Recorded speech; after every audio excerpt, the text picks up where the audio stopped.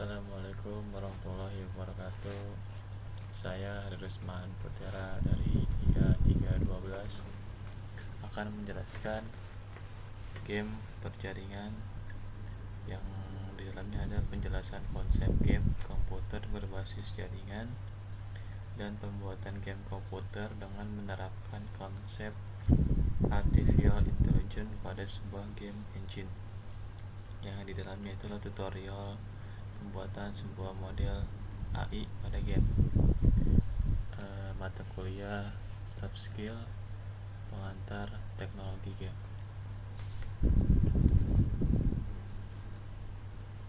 Yang pertama, saya akan menjelaskan game berjaringan. Nah, dalam pembahasan ini game berjaringan terdapat dua kata, yaitu game dan jaringan, di mana memiliki pengertian yang berbeda. Dalam penulisan kali ini akan membahas tentang game berjaringan. Satu persatu akan saya bahas sedikit banyak untuk memahami penulisan kali ini. Bahasan pertama adalah game. Apa itu game? Game merupakan permainan yang menggunakan media elektronik. Merupakan sebuah hiburan berbentuk multimedia yang dibuat semenarik mungkin agar pemain bisa mendapatkan sesuatu sehingga adanya kepuasan batin dari psikologi seseorang. Dalam game terdapat objek berupa 2 dimensi hingga 3 dimensi. Selain itu, dalam game kita ketahui ada AI yang berfungsi sebagai alur jalan lawan atau komputer untuk melawan apa yang kita atau user ini input atau jalankan. Lalu untuk jenis game terdapat banyak jenisnya, seperti game strategi, RPG, FPS, hingga game action. Semua jenis game sering kita jumpai sebagai media hiburan. Akan tetapi belakangan ini banyak berkembang game yang dapat membuat kita atau user membuat ketagihan yang mengakibatkan lupa waktu. Lalu selanjutnya masuk dalam pembahasan jaringan. Apa itu jaringan? Pengertian umumnya adalah kumpulan sistem yang terdiri dari beberapa perangkat yang saling terhubung untuk mendapatkan hasil tujuan yang sama. Dapat dikatakan si perangkat-perangkat ini dihubungkan agar dapat terkoneksi satu sama lain. Jaringan dapat berupa sambungan yang terhubung ke dunia luas dengan koneksi internet. Dan ada juga jenis jaringan offline, di mana kita hanya dapat terkoneksi antar perangkat dengan sistem lokal area. Jadi saat dimana ada suatu perangkat terhubung dengan perangkat lain, kita dapat katakan di sana terdapat jaringan, entah itu online atau offline. Dari bahasan pengertian dari game dan jaringan, dapat dikatakan bahwa game berjaringan adalah suatu permainan dengan media elektronik yang dimainkan dengan cara terhubung dengan user lain dengan memanfaatkan sebuah alat penghubung jaringan agar dapat bermain game secara bersamaan dengan user lain yang berbeda tempat, waktu, hingga kondisi dengan bantuan jaringan yang dapat menghubungkan atau mengkoneksikan antar perangkat, entah itu device komputer atau perangkat lain untuk dapat bermain game. Banyak contoh game dari berjaringan. Contoh dari game berjaringan adalah Dota. Game atau permainan Dota pada PC ini, cara mainnya adalah dengan kita terhubung antar perangkat yang menggunakan alat perantara seperti router atau yang lainnya dapat menghubungkan sebuah jaringan. Bahkan kita dapat bermain secara lokal atau offline bersama teman-teman dengan memanfaatkan jaringan. Lalu ada contoh lain dari game berjaringan, yaitu Counter Strike atau CS, di mana game ini dapat kita mainkan bukan hanya bermain sendiri, tapi bahkan kita main beramai-ramai dengan teman-teman via jaringan lokal hingga online yang beda lokasi negara ataupun benua, yang bermain secara real time bersamaan.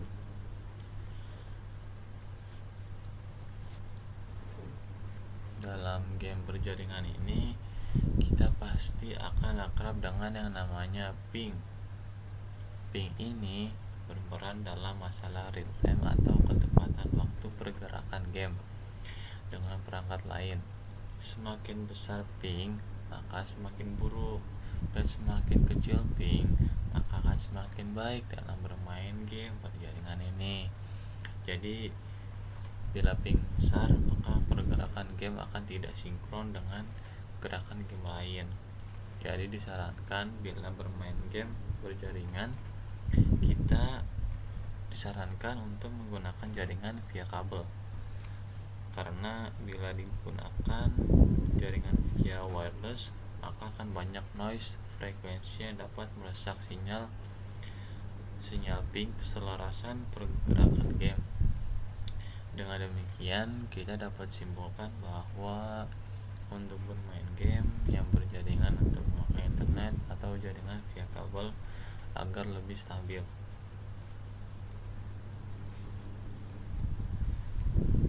Lalu di sini di game berjaringan ini ada cara pembayaran. Maksud dari cara pembayaran ini adalah bagaimana perusahaan game online mendapatkan uang dari gamesnya. Berdasarkan kategori ini, game online dapat dibedakan menjadi dua, yaitu yang pertama pay per item, yang kedua itu pay per play.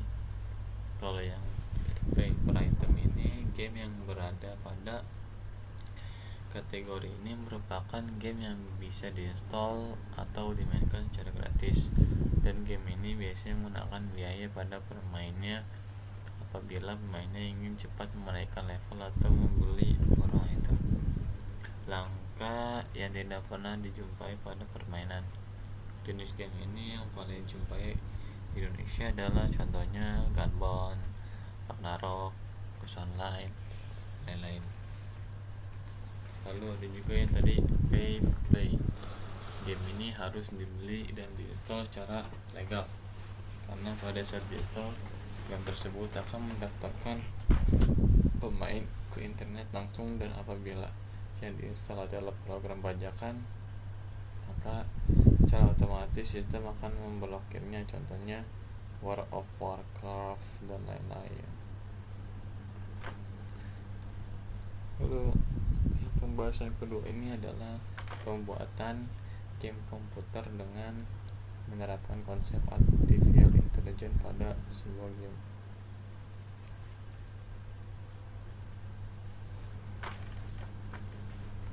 Persatu itu pengertian game engine. Game engine adalah sebuah sistem perangkat lunak atau software yang dirancang untuk pembuatan dan pengembangan suatu video game.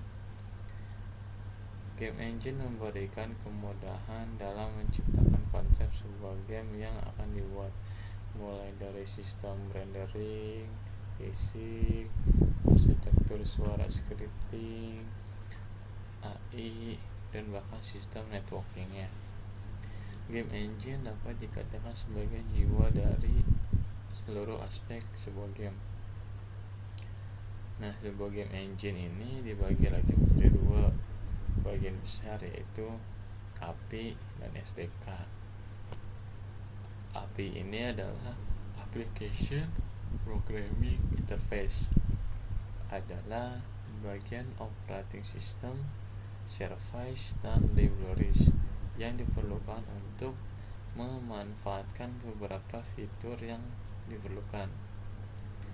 Dalam hal ini contohnya DirectX, sementara SDK adalah kumpulan dari libraries dan API yang sudah siap digunakan untuk memodifikasi program yang menggunakan operating system dan servers yang sama.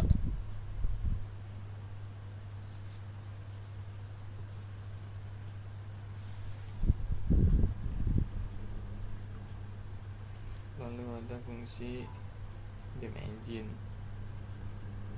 Fungsi game engine ini fungsi utamanya yang secara khusus disediakan oleh game engine meliputi mesin render atau renderer untuk grafik 2 dimensi atau 3 dimensi, mesin fisika, deteksi tabrakan dan tanggapan tabrakan, suara, skrip animasi, kecerdasan buatan, jaringan, streaming, manajemen memori, trading, dukungan lokalisasi, dan layar grafik.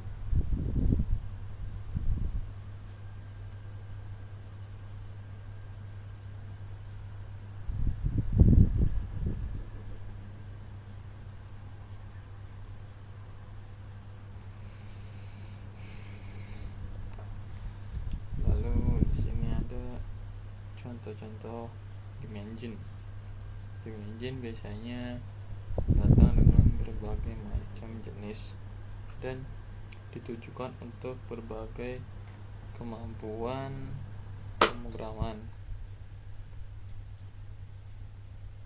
Yang pertama ini RAGE, merupakan kependekan dari Rockstar Advanced Game Engine. RAGE telah dipakai oleh Rockstar untuk membuat game-game besar seperti GTA V atau GTA 5, terus yang bersifat proprietary. Terus yang kedua ada Unreal Engine,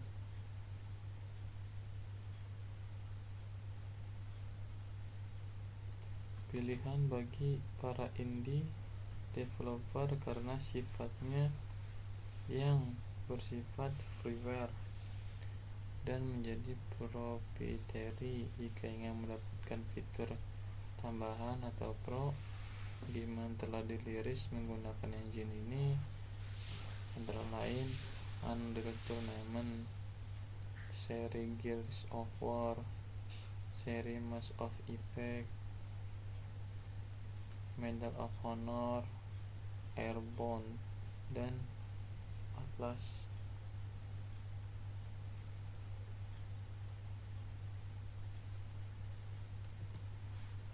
Lalu yang ketiga itu ada CryEngine, merupakan game engine yang dikembangkan oleh Crytek. Telah merilis berbagai game seperti seri Crysis dan Far Cry. Tetapi game engine ini sangat berat untuk kelas PC yang punya spek rendah sehingga sering dijuluki CryEngine Make Me Cry. Terus yang keempat ada Anvil Destruct Dunia Jade and Lin, merupakan game engine yang dikembangkan oleh Ubisoft. Tentunya game-game keluarannya merupakan seri Prince of Persia, terus Tom Clancy, Assassin's Creed, dan lain-lain.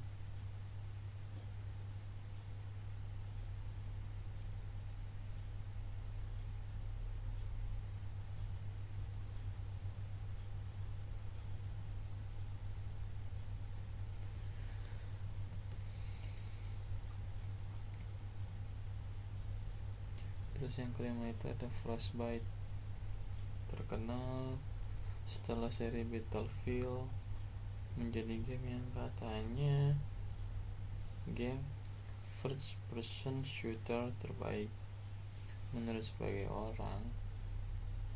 Terus yang keenam ada HPL Engine,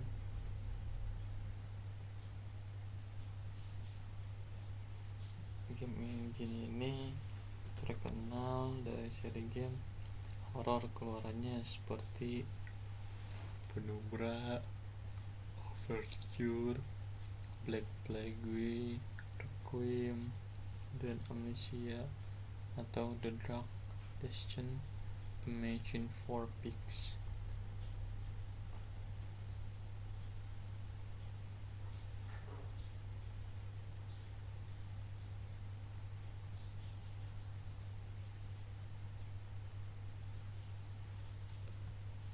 Dan yang ketujuh ada Unity. Game-game keluarannya lebih sering menuju ke aplikasi dan game-game kecil. Tapi keunggulan tersendirinya adalah fleksibilitas dan bahasa yang digunakan lumayan mudah, yaitu adalah C dan JavaScript. Game horor keluaran Digital Happiness yaitu Dropout yang notabene itu dibuat oleh anak bangsa, dikembangkan oleh Unity.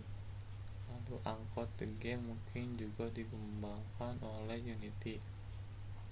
Terus game-game lainnya itu kayak Slenderman, Temple Run, Bad Piggies dan sebagainya. Terus yang ke-8 itu adalah Sage dan W3D. Jika Anda pernah memainkan game-game seri Common dan Conquer, maka game itu dibuat menggunakan game engine Sage. Versi awal dari Sage adalah W3D yang dikembangkan oleh Westwood Studios. Sekarang versi terbaru dari engine inilah Sage 2.0 yang dikembangkan oleh Westwood Studios dan Electronic Arts Los Angeles. Terus yang ke-9 itu adalah Source Engine. Game engine-nya lebih banyak digunakan dalam genre FPS. Dengan ini maka game-game yang dikeluarkannya adalah seri seperti Counter Strike, Half-Life, Portal, Left 4 Dead, dan The Stanley Parable.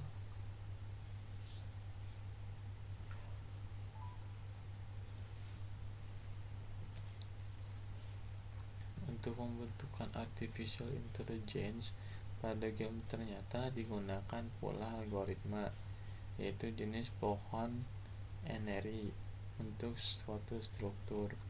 Implementasi pohon atau tree ini disebut game tree. Berdasarkan game tree inilah sebuah game disusun algoritma kecerdasan buatannya.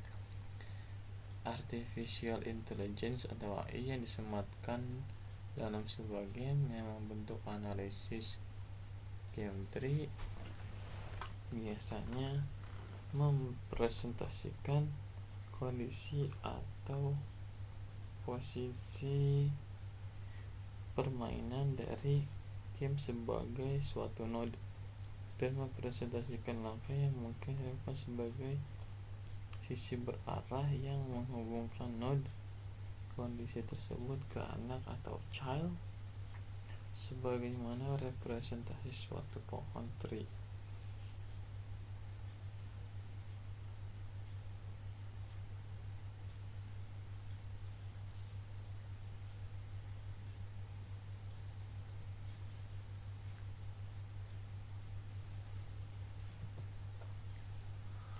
Namun biasanya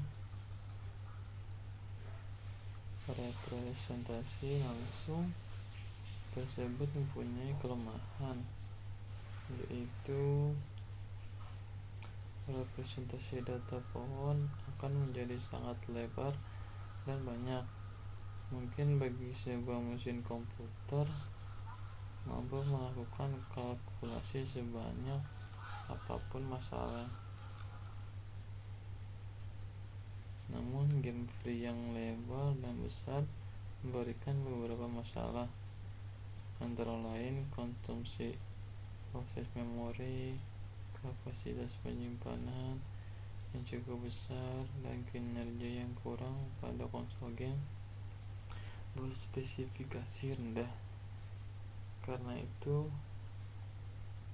dibentuklah beberapa algoritma dan penyederhanaan bagi sebuah game tree. Pada salah satu contoh game klasik yaitu Tic-Tac-Toe, penyederhanaan dapat dilakukan dengan berbagai metode.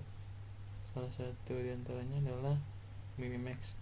Metode ini berhasil diterapkan dan memberikan nilai reduksi yang cukup signifikan, dan tidak hanya bisa digunakan secara monoton. Minimax juga bisa digunakan untuk game-game yang lebih rumit seperti catur, tentunya dengan algoritma dan interpretasi berbeda.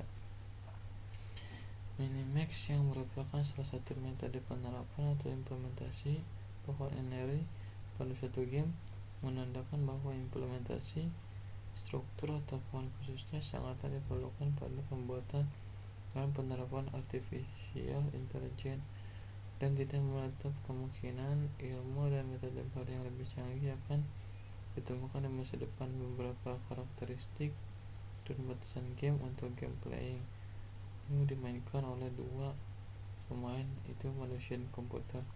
Per pemain saling bergantian melangkah. Nah, itu adalah penjelasan dari materi yang terakhir ini, yaitu yang game berjaringan dan konsep AI. Sekian dari saya. Bila ada salah-salah kata mohon dimaafkan. Wassalamualaikum warahmatullahi wabarakatuh.